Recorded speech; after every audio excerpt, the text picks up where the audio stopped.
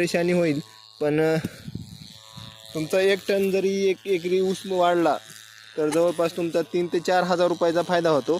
आणि ह्या फायद्यासाठीच आपल्याला करायचे, ना की कोणाच्या सांगण्यावरून करायचे, ना की कोणाच्या ऐकण्यावरून करायचे. भावांनो, तुम्ही जर नवीन शेती करत असाल तर आवश्यक या गोष्टी तुम्ही करायला पाहिजे. यामुळे जे आपल्या उत्पन्नामध्ये वाढ होणार आहे ते जवळपास 20 ते 25% आहे.